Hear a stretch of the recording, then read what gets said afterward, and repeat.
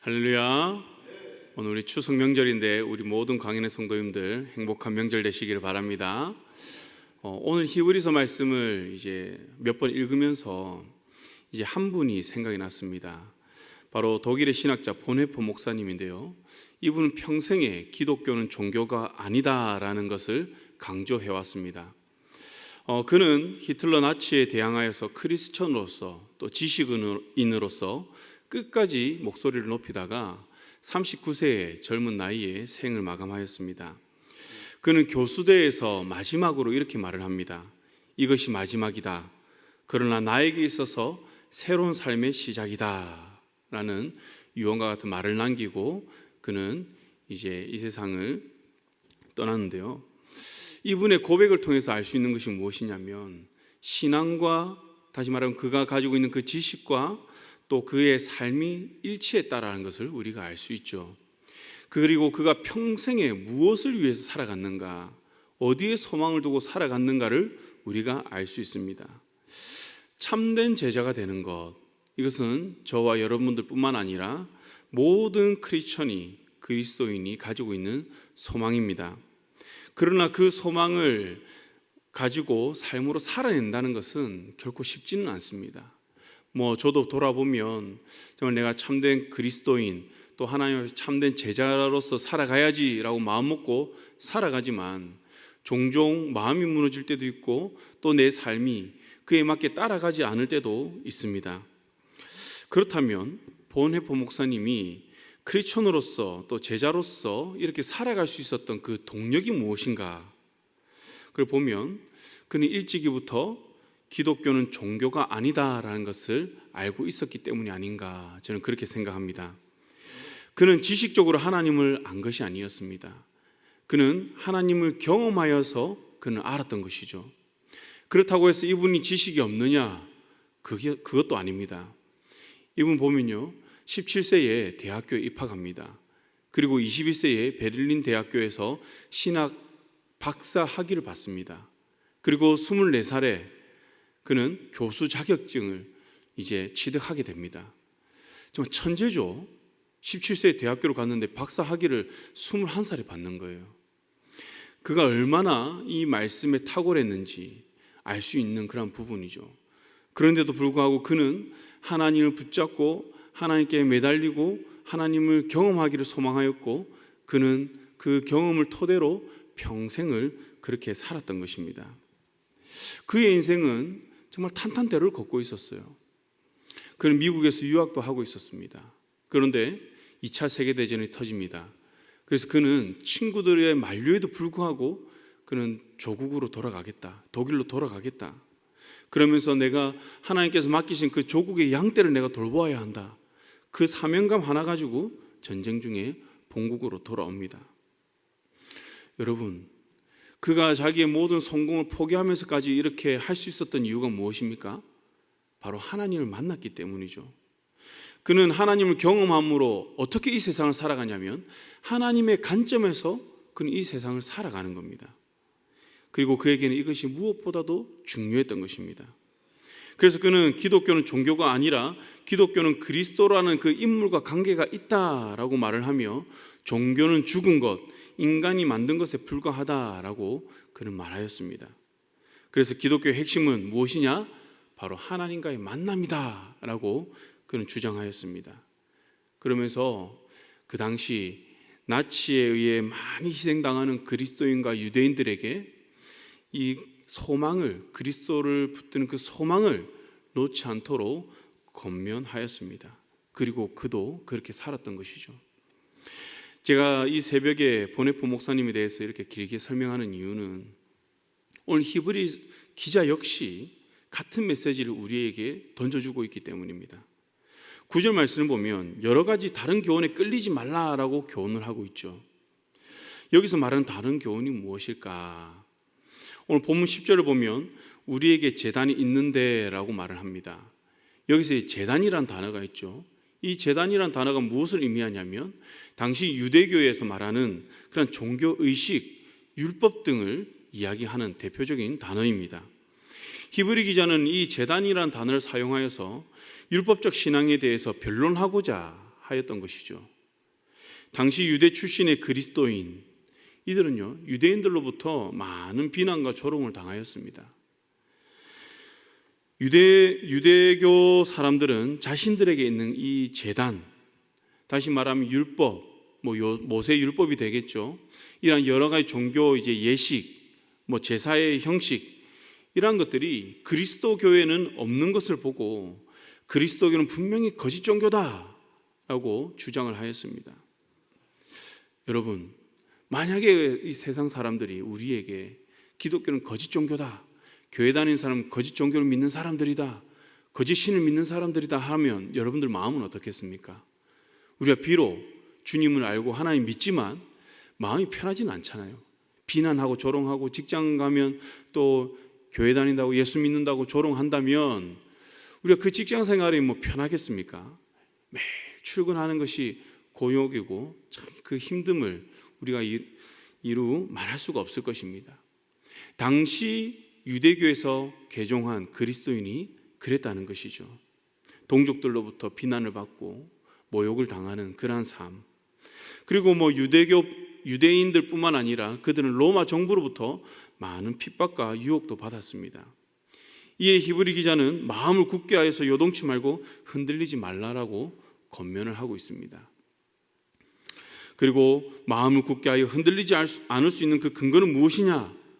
우리가 오늘 읽지는 않았지만 바로 앞에 8절 말씀에 나오죠. 예수 그리스도는 어제나 오늘이나 영원토록 동일하시기 때문이다. 바로 어제나 오늘이나 영원토록 동일하시다. 살아계신 하나님이라는 것이죠. 변하지 않는 하나님이라는 것이죠. 그것이 우리가 흔들리지 않을 수 있는 동력이 된다는 것입니다. 종교개혁자 존 칼빈도 이렇게 말합니다. 우리가 바른 믿음 안에서 요동치 않고 서 있을 수 있는 오직 유일한 방식은 기초를 붙잡는 것이다. 왜냐하면 기초인 그리스도를 붙잡지 아니하는 자는 허망한 것밖에 알지 못할 것이기 때문이다. 비록 그가 하늘과 땅을 이해할 수 있다 할지라도 말이다. 무슨 말이죠? 하늘과 땅을 이해하는 지식, 우리가 하나님을 안다고 하는 그 지식이 우리가 아무리 많다 할지라도 우리가 그리스도를 붙잡지 않는다면, 기초를 붙잡지 않는다면 그런 허망한 것밖에 알지 못한다는 거예요. 우리가 이제 욥기서를 읽으면 욥과 욥의 친구들이 이제 하나님에 대해서 이제 변론을 합니다. 욥의 친구들은 어떻습니까? 그들도 보면 정말 하나님 너무나 잘 알고 있어요. 하나님에 대해서 그들이 증거하는 것을 보면 우리가 부인할 수 없죠. 다 맞습니다. 그런데 하나님께서 이들 책망한 이유가 무엇입니까? 그들이 아는 것은 하나님의 그 일부를 아는 것인데도 불구하고 다 아는 것처럼 이야기를 하는 거예요. 지식적으로 아는 것이죠.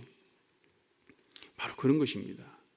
우리가 예수 그리스도, 우리가 하나님 그분을 만나지 못한다면, 그분과 우리가 관계하지 못한다면 우리가 알고 있는 지식은 다 허망할 수밖에 없다는 것이죠. 우리가 이렇게 예수 그리스도를 붙잡을 때, 그리고 내가 예수 그리스도를 경험할 때 12절과 13절에서 말하듯이 예수께서 가신 그 길을 우리도 갈 수가 있는 것입니다. 여러분, 치욕, 능욕, 부끄러움 같은 단어인데요, 이것을 짊어지고 우리가 나아갈 수 있다는 것이죠. 예수 그리스도가 가신 그 길을 우리의 지식으로는 갈 수가 없습니다. 우리의 의지로는 이 길을 갈 수가 없다는 거예요.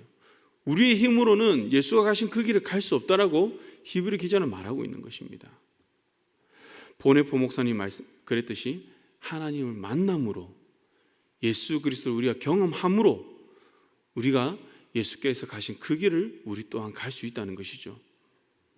우리 모든 성도님들이 이 예수 그리스도를 경험하고 또 이 경험함을 통하여서 끝까지 이 예수 그리스도 이 땅에서 붙들고 살아가시길 소망합니다. 그렇기에 우리는 오늘 말씀처럼 유대인들과 같이 종교적인 삶이 아니라, 또 종교적 그 신념을 가지고 살아가는 것이 아니라 예수 그리스도를 만나고 바라보고 그 길을 소망하며 나아가야 할 줄 믿습니다. 그렇게 했을 때 오늘 15절에서 말하듯이, 15절에서 무엇이라고 합니까? 우리가 찬송의 제사를 하나님께 드리자라고 말을 하고 있죠. 찬송의 제사를 하나님께 드린다. 바리새인들이 예수님과 이제 대화를 하는 가운데 하나님 나라에 대해서 질문을 합니다. 그러니까 예수님께서 이렇게 말을 합니다. 하나님 나라는 뭐 여기에 있다 저기에 있다 하는 것이 아니라 바로 우리 마음에 있다는 거예요. 하나님 나라의 특징이 무엇일까 그 생각을 해보았습니다. 하나님 나라는 우리가 정말 영원히 하나님만을 찬양하고 하나님께 제사하며 하나님만을 바라보는, 또 하나님의 임재가 충만한 그곳을 우리가 하나님 나라라고 이야기를 하잖아요. 오늘 히브리 기자도 그렇습니다. 우리가 하나님께 그 찬송의 제사를 드리자. 고통 가운데 힘든 가운데 있는 그 그리스도인들에게 우리가 이 환경을 바라보지 말고 찬송의 제사를 하나님께 드리자. 이 말이 무엇일까 고민했는데 그런 것 같습니다. 우리가 하나님을 만날 때, 주님을 만날 때, 주님을 인격적으로 우리가 경험할 때 우리 마음 가운데는 세상의 환경과는 전혀 상관없는 하나님 나라가 임한다는 것이죠. 내 마음 가운데 하나님 나라가 임할 때에 환경에 휘둘리지 않는 그러한 평안이 우리 가운데 거할 것이고, 그 평안으로 인하여서 우리는 어떻습니까? 고난 가운데서 하나님을 찬양하는, 찬송하는 그러한 삶을 살아갈 수 있다는 것이죠. 그래서 저와 여러분들도 이 새로운 삶, 우리가 보네포 목사님이 마지막에 남긴 정말 나는 이제 새로운 삶을 살아간다, 이러한 하늘나라의 그 소망을 우리가 바라보고 우리가 이 현실을 살아가시길 바랍니다. 그래서 믿음의 사람, 참 제자의 사람, 진정한 그리스도인으로서 우리가 이 땅 가운데서 하나님께서 우리에게 맡기신 그 사명을 감당함에 있어 끝까지 하나님을 찬송하며 하나님 나라를 누리며 나아가기를 주님의 이름으로 축복합니다. 우리 함께 기도하겠습니다. 우리가 함께 기도하실 때 먼저 말씀 붙들고 기도합니다. 하나님 아버지, 오늘 우리에게 주신 말씀 붙들고 나아갑니다. 정말 우리가 예수 그리스도 붙들고 나아갑니다. 아버지 하나님, 우리가 예수 그리스도 인격적으로 만나기 원합니다. 그리하여서 이 땅을 살아감에 있어서 우리가 좌로나 우로나 흔들리지 아니하고 마음을 굳게 하여서 우리가 나아갈 수 있도록 아버지 하나님 함께하여 주시옵소서. 또한 아버지 하나님, 우리 직분자 선거가 있습니다. 아버지, 직분자 선거 가운데 함께하여 주시옵시고 우리가 기도로 잘 준비하여서 은혜 가운데 진행되도록 하여 주시옵소서. 주님의 신실한 일꾼이 세워질 수 있도록 은혜 다하여 주시옵소서. 우리 함께 기도하시겠습니다. 사랑하는 충만 하나님 아버지, 오늘 우리에게 주신 말씀 붙들고 나아갑니다. 아버지 하나님, 우리가 날마다 주님 만나기 힘쓰고 아버지 주님 경험하는 삶을 살아가게 하여 주시옵소서. 이 땅을 살아감에 있어서 아버지 하나님, 우리가 어떠한 조롱과 비난을 당하여도 아버지 어떠한 어려움이 있다 하더라도 아버지 하나님, 우리가 주님께서 가신 그 길을 우리가 함께 나아가게 하여 주시옵소서. 하나님을 만남으로 예수 그리스도를 붙잡음으로 아버지 우리가 이 길을 갈 수 있도록 은혜 다하여 주시옵소서. 또한 이 길 가운데 우리가 날마다 주님께 찬송의 제사를 올려드리기 원합니다.